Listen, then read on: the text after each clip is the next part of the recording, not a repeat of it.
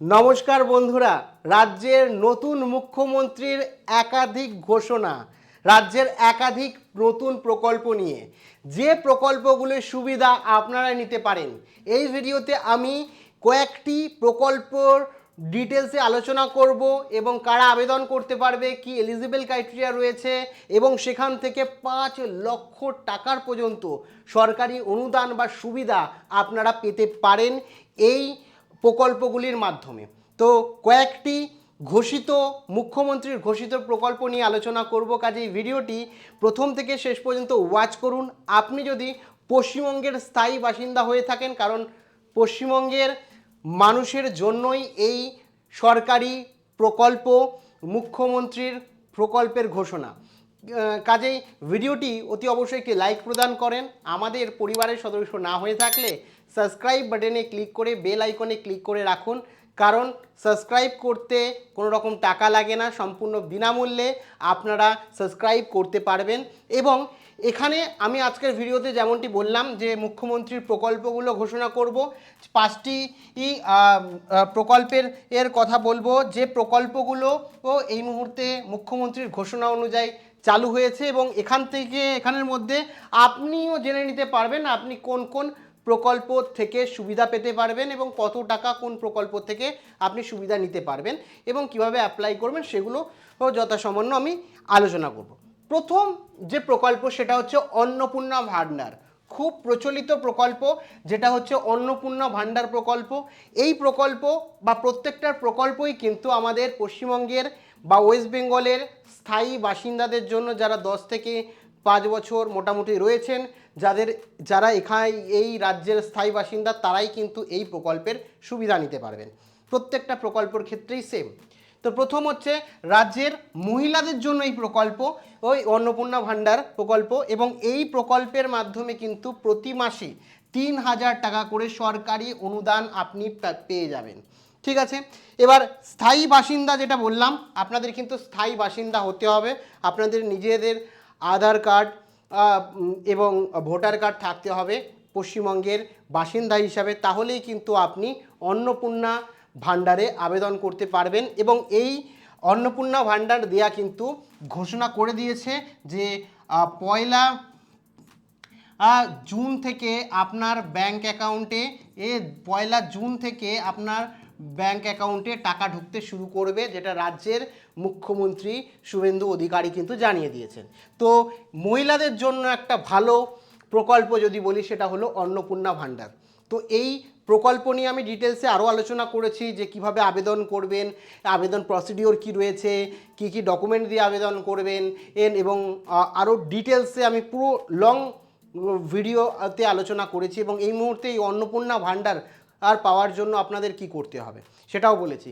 তো ওই ভিডিওটা দেখে নেবেন, আমি লিঙ্ক ডেসক্রিপশানে এবং প্রথম কমেন্টে দিয়ে রাখবো, ওখান থেকে ওই ভিডিওটা দেখে নেবেন যারা অন্নপূর্ণা ভাণ্ডারে আবেদন করে মাসিক 3000 টাকা সরকারি ভাতা বা অনুদান পেতে চাইছেন।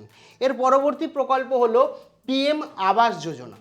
মানে এই পিএম আবাস যোজনাও আমাদের পশ্চিমবঙ্গে চালু হচ্ছে, অলরেডি ঘোষণা হয়ে গেছে, যেখানে স্থায়ী যারা বাসিন্দা রয়েছেন ওয়েস্ট বেঙ্গলে তারা এই আবাস যোজনার প্রকল্পের সুবিধা পাবেন। প্রকল্পের নাম হচ্ছে পিএম আবাস যোজনা। এবং যাদের পাকা বাড়ি নেই, ঠিক আছে, তাদের জন্য এই যোজনা। যাদের পাকা বাড়ি নেই, যাদের মাথার ওপরে একটা ছাদ নেই পাকা, তাদের জন্য এই যোজনা। যাদের পাকা বাড়ি তৈরি করার জন্য সরকার থেকে 1,20,300 মতন, যেটা এখনও পর্যন্ত জানা যাচ্ছে, এবং সেন্ট্রাল এবং কেন্দ্রের মিলিয়ে 2 লাখ মতন, বা একটা এরিয়ার ক্ষেত্রে এক এক রকম, কোনো জায়গায় 1,20,000 হতে পারে, কোনো জায়গায় 1,30,000 হতে পারে, আবার কোনো জায়গায় 1,20,000-30 হতে পারে। সমতল এলাকায় 1,20,000 থেকে 30 ন্যূনতম, এবং সেটা ম্যাক্সিমাম হয়ে যেটা রাজ্যের মুখ্যমন্ত্রী ঘোষণা করেছেন যে সেন্ট্রাল আলাদা এবং কেন্দ্র আলাদা করে দেবে, এবং সেই অনুযায়ী প্রায় 2.5 লাখ টাকা পর্যন্ত পাকা বাড়ি করার জন্য সুবিধা পেতে পারেন। ঠিক আছে, মিনিমাম যেটা অনুদান সেটা হচ্ছে 1,20,000 টাকা। ঠিক আছে, তো এর জন্য বাড়ি তৈরির জন্য আপনি এই পিএম আবাস যোজনার দরুন কিন্তু সুযোগ পাচ্ছেন। এটা খুব শীঘ্রই চালু হচ্ছে, 1 জুনের মধ্যেই চালু হয়ে যাবে এমনটি ঘোষণা রয়েছে।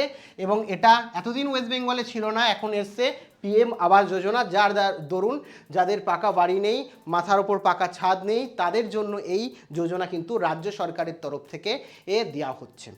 এর পরবর্তী বিষয় হচ্ছে আয়ুষ্মান ভারত প্রকল্প।